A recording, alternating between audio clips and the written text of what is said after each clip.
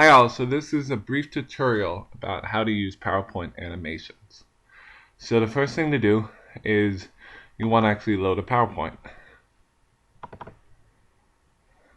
Alright, so now I want to teach you how to replicate the typing animation in PowerPoint so that in your video it can almost be like you're secretly typing in the video when you're in fact not.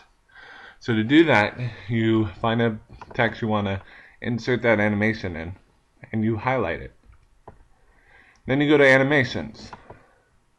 And the typing animation is the appear animation. So you want to click that. Now notice that there's a one box here that has appeared after you've clicked the appear animation. All that means is that you have successfully inserted an animation into your PowerPoint. And notice as well, if I were to scroll down on this animation bar right here and pick a different animation, say swivel, and click on it,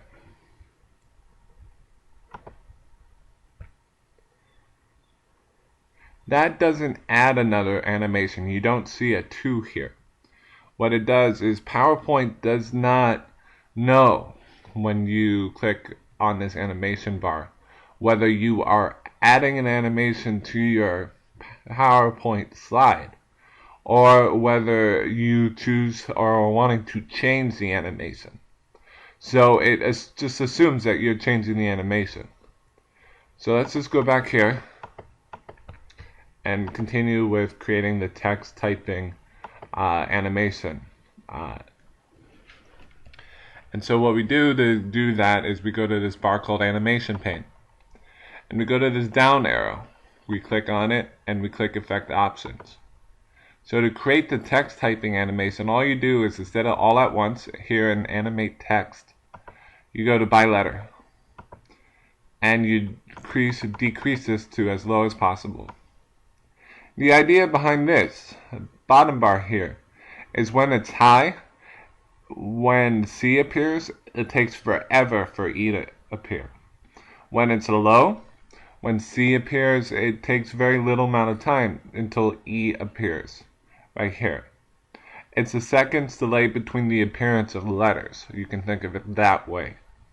So you want it low, otherwise your video is going to take forever. You hit OK. And then we have the text typing animation in PowerPoint now. And again, we can't just sort of use this even if we exit out of it and then highlight it again and then scroll down and click swivel.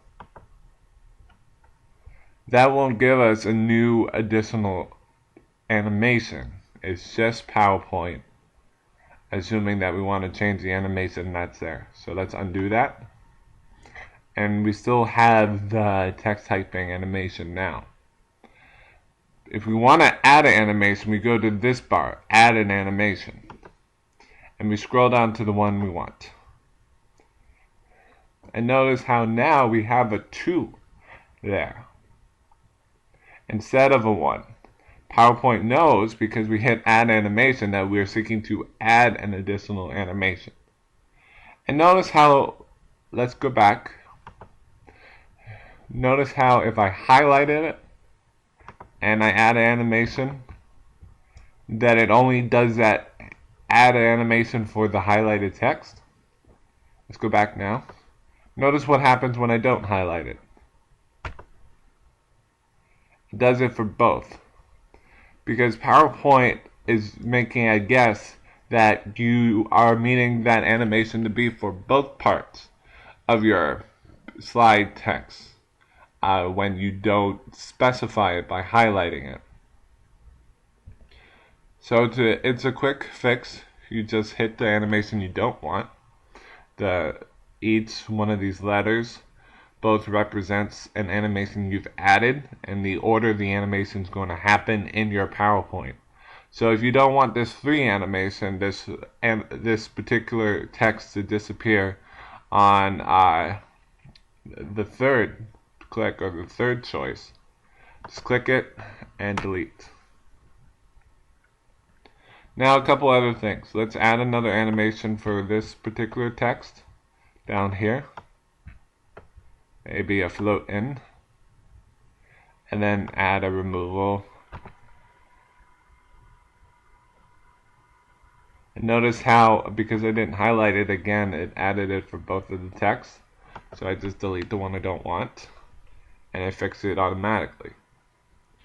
So let's see what this looks like, shall we? So I hit click. And we have the text typing animation. Hit click again. It goes away. The appear animation, or float in, I think it is. Then it goes away. So that's what it looks like now. And again, in this animation pane, one of the things about it is it allows you to organize when animations occur. So say you don't want this first text floating away after the second click. Say you want this text to appear instead on your second click. So you click on the animation that you want to move and you drag it to its new location. And now you can see the two appearances of text is the first two things, because I moved it, and then they both disappear in 3 and 4. Finally, if you don't like all this clicking and you don't like it reflected in your video itself, you can eliminate that. And what you do is you click on the animation that you want to eliminate it with, and you click on this down arrow. And we have start on click, start with previous, start after previous. When you hit start after previous, what it means is that when this first appearance animation comes in on your click, this second appearance does not require a click to come in. It just comes in automatically. And it's sometimes beneficial if you just don't want your clicking to be reflected in the video that you do. Or if you don't... Sorry about that. My computer for some reason was giving me an error message. So this is sometimes beneficial if you don't want that clicking to be reflected in your video at all. Or if you just don't want to worry about clicking for each individual animation that comes up.